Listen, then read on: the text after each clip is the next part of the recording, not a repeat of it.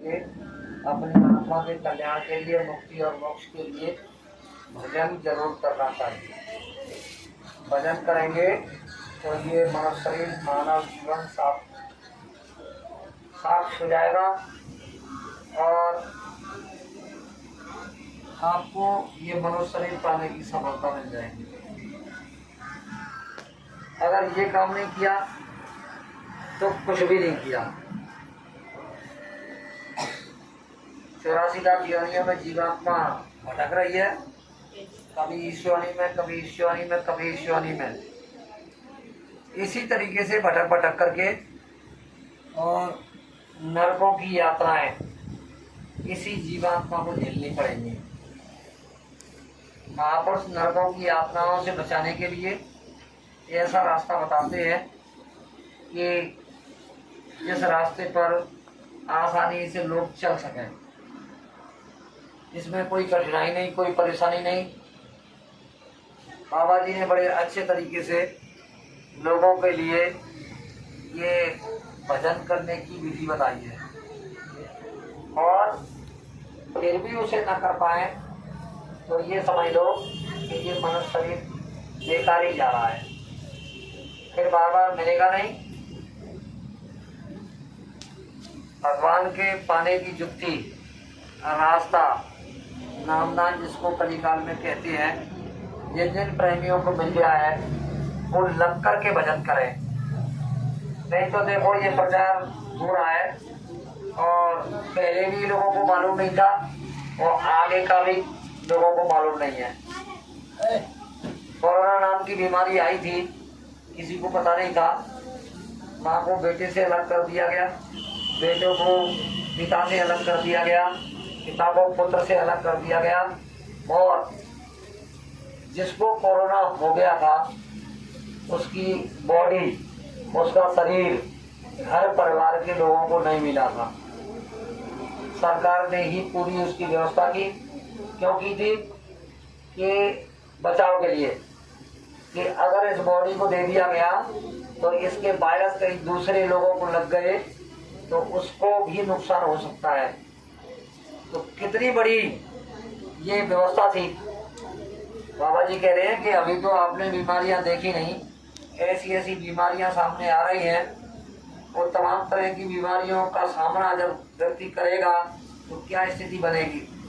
इसलिए बाबा जी कह रहे हैं कि शुद्ध शाकाहारी रहने का सभी लोग संकल्प करें और घर में रह करके अपने जो भी काम है सब काम काज को देखते हुए और जरूर थोड़ा समय निकालें जिसमें अपनी आत्मा के कल्याण के लिए, मुक्ति और मोक्ष के लिए, अपने जीवन को सफल बनाने के लिए भगवान का भजन जरूर करना चाहिए।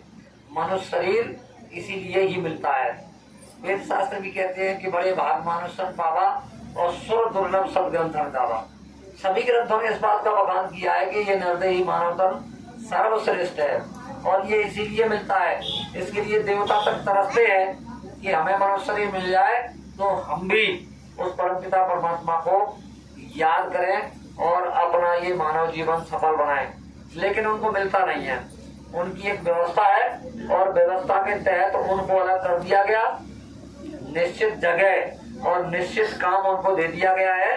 जब तक ये संसार रहेगा तब तक उनको वही अपना काम करना है और उन देवी देवताओं को मनुष्य शरीर नहीं मिल सकता जिसके लिए वो तरसते रहते हैं। और हमको आपको मनुष्य शरीर मिला हुआ है तो इस मनुष्य शरीर से अपना काम बना लो। बाबा जी कहते हैं कि अपना कोई भी काम काज छोड़ना नहीं है। जिस काम को करते हो ईमानदारी से करोगे तो बरकत आएगी, भगवान का आशीर्वाद मिलेगा, दया मिलेगी। और ईमानदारी से नहीं करोगे तो मन का धन कर लेना, लेकिन फलीभूत नहीं होते हैं। बेईमानी के पैर कम समय तक टिकते हैं। संत महात्मा इसलिए समझ आते हैं कि इनका जो परलोक है, जो परमार्थ है, वो बिगड़े नहीं। तो बाबा जी ने तो लोक परलोक दोनों बनाने की गारंटी ली है, लेकिन ये बनेगा कब?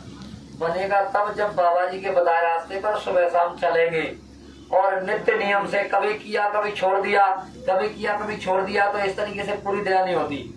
पूरी दया प्राप्त करना चाहते हैं तो नित्य नियम से रोज रोज साधन भजन करें। और बाबा जी का उसमें कोई लाभ नहीं है, वो लाभ हमारा है उसमें पूरा पूरा। महात्मा तो केवल रास्ता बताते हैं कि देखो तुम्हें मालूम नहीं है, तुमने ही जन्मान जन्मों में और तरह तरह के क्रिया कर्म जो कुछ भी किए, अच्छे बुरे कर्म के कारण ये जीवात्मा कर्म में फंस गई और उलझ गई।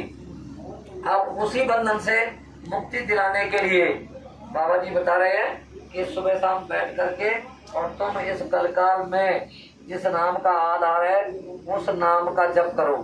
अगर नामदान तुम्हें नहीं मिला है तो जय गुरुदेव नाम समय का जगाया हुआ सिद्ध किया हुआ नाम है।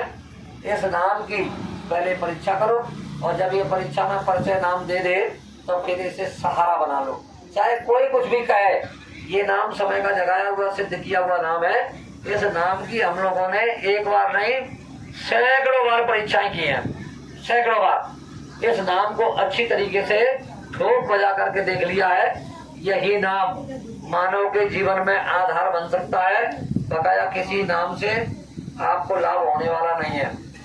भौतिक जगत का किसी को किसी तरीके से संयोग संस्कार बस अगर कोई लाभ की अनुभूति हो जाए तो बात अलग है, लेकिन ये नाम अपने समय पर बाबा जी ने कहा है कि दुख संकट मुसीबत परेशानी की घड़ी में जब तुम इसे याद करोगे तो मैं मिलूंगा और तुम्हारी मदद करूंगा। तो ये तो दुख संकट परेशानी की घड़ी की बात है, लेकिन खुशी में भी हर सुख में भी अगर इस नाम को याद किया जाएगा तो तुम्हारा पुण्य फल बनेगा। एक पूंजी धर्म की, नाम की, परमार्थ की आपके पास इकट्ठी होगी जो अंत समय में ये साथ देती है। इसलिए प्रेमी भाई बहनों, जय गुरुदेव नाम की परीक्षा करो और परीक्षा करके फिर इसे अपना सहारा बनाओ और नित्य नियम से रोज रोज करो। तो हमने तमाम लोगों के जो बहुत परेशान थे, जिनके पास कुछ नहीं था, उनके दिल बदलते हुए देखे हैं। ऐसी बाबा जय गुरुदेव जी महाराज ने अपनी जिह्वा से ये वचन दिया है और उस वचन पर वो कायम है।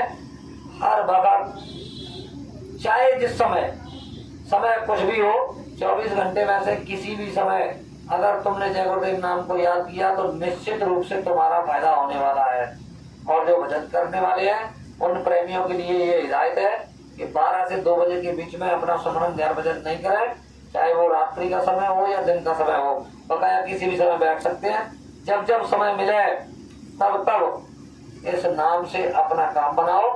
इसी के साथ मैं अपनी वाणी को विराम देता हूँ और आगे चलेंगे। जो कोई प्रेमी चलना चाहते हैं वो चले।